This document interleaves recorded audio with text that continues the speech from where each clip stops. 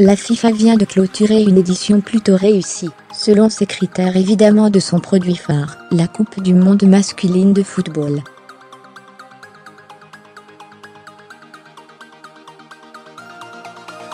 Loin de toutes les inquiétudes économiques et nuages diplomatiques qui s'accumulaient au-dessus de la Russie, Gianni Infantino peut se frotter les mains.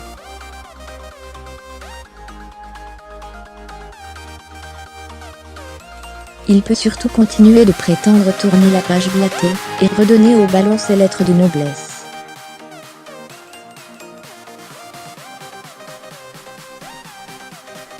Seul petit problème, l'Italo-Suisse a laissé derrière lui une petite bombe à retardement.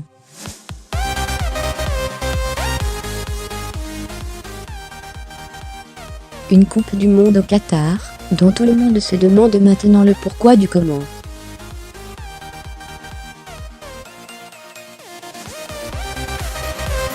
Fermez les guillemets. Gianni Infantino ne finira pas professeur d'histoire, c'est certain. Mais d'une certaine façon, son enfant très soviétique se révèle à la mesure du bonheur qu'il doit ressentir, et du petit sentiment de revanche qu'il éprouve envers ceux qui l'attendaient au tournant de cette première grande épreuve de son règne.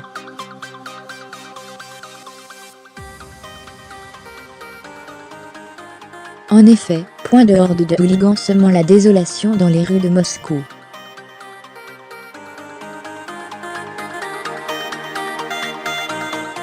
Des millions de touristes satisfaits. Aucune polémique politique, une opposition bâillonnée n'a, il est vrai, jamais gêné la FIFA et le tsar Poutine, fut même d'une discrétion peu habituelle, sûrement divinement étonné du parcours de sa sélection nationale.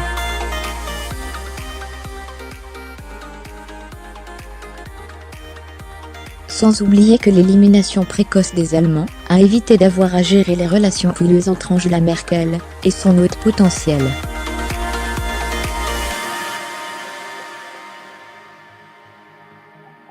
Les Britanniques ont eu le bon goût de leur côté de ne pas gâcher la fête, avec leur imbroglio d'espions mode guerre froide.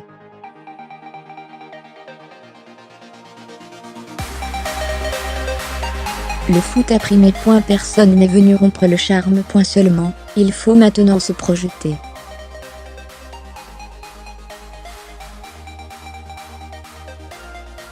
Si en 2019, la version féminine dans l'Hexagone s'avérera sûrement tout aussi paisible, la suite des festivités risque de laisser un arrière-goût amer après pareille fête.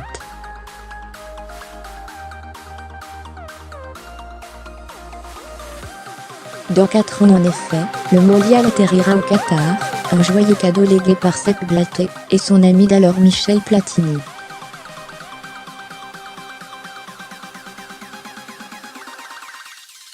Un choix qui demeurera sûrement dans les annales, comme l'une des plus lourdes erreurs jamais commises par l'institution CIS à Zurich.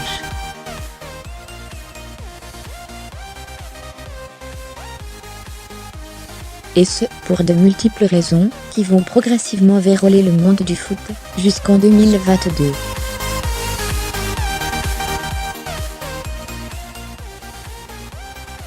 À peine avait-on débarrassé les bouteilles de champagne en Russie, que la presse anglaise sortait un énième dossier à charge, affirmant que l'Émirat n'avait pas hésité à recruter d'anciens agents de la CIA, pour miner la candidature de ses adversaires, dont les États-Unis.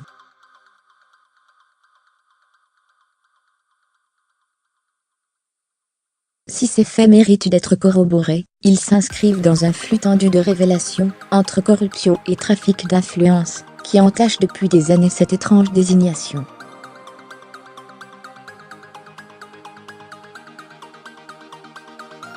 Rien de très nouveau, diraient les sceptiques, qui pensent qu'au bord des lacs helvètes, la probité a toujours été un concept à géométrie variable, matiné d'enjeux diplomatiques.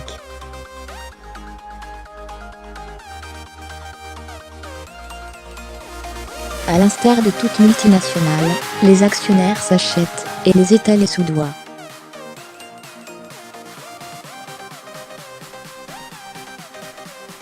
Sinon, comment expliquer qu'en dépit de la raison éthique, et de l'évidence culturelle, le Qatar ait pu recevoir ce cadeau inattendu? Si la Russie de Poutine s'avérait aussi une décision stratégique, et le fruit de rapports de force entre nations, sa légitimité en matière de football, était sans commune mesure avec celle de Doha.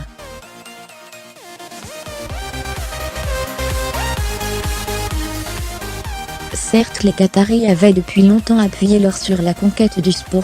Mais on ne pensait pas que la FIFA ne puisse y résister.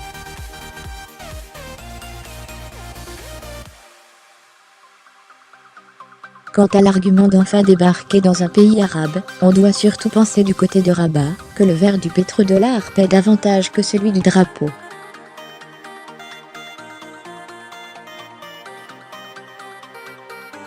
Rien d'insurmontable pourtant, pour Gianni Infantino. Presque la routine. Toutefois, les temps changent aussi.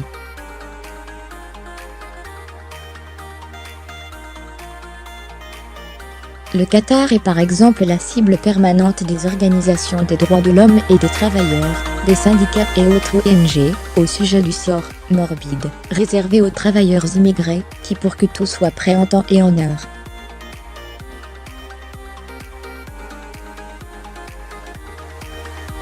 Des centaines de cadavres, népalais, indiens ou autres, leur nombre reste encore impossible à connaître, qui vont continuer à hanter les préparatifs.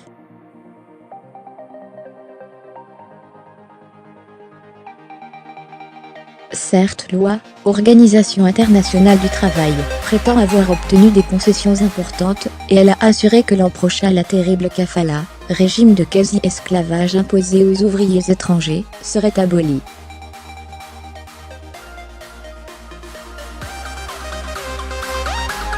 Une promesse qui tarde à se concrétiser, pendant que les consulats signaient les actes de rapatriement des corps.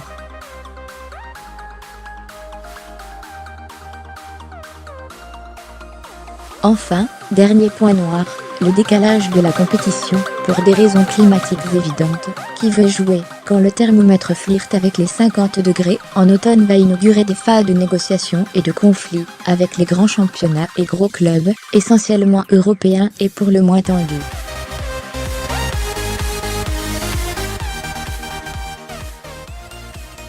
Il faudra ensuite se demander, qui ira se faire rôtir, même dans des stades climatisés. Bonjour les compétitions éco-responsables, dans un pays où ni l'alcool ni les réjouissances habituelles du supporter en goguette ne sont en odeur de sainteté.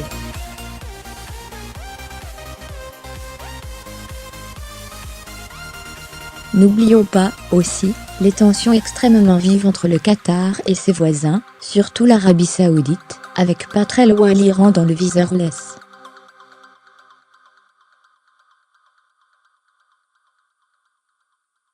Bref, un faisceau de suspicions, d'indignation et de rapports de force, qui peuvent entraîner des campagnes de boycott, citoyennes ou étatiques, autrement plus virulentes et argumentées que par le passé, notamment en Europe.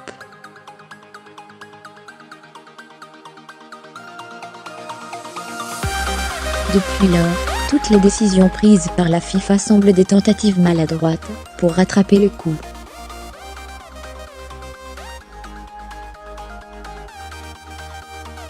Une Ligue des Nations aux allures de dédommagement financier pour l'IFA. Une coupe à 48 dès 2026, pour élargir un peu le quota de l'Afrique sans entamer les positions du vieux continent.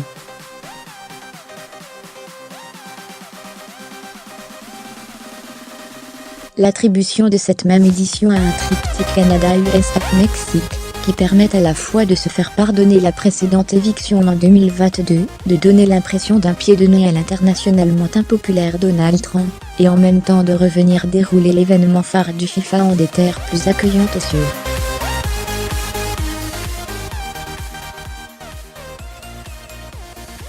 D'ici là, Gianni Infantino aura le sommeil agité à chaque fois que son alerte Google tirera une occurrence Qatar/mondiale de son chapeau.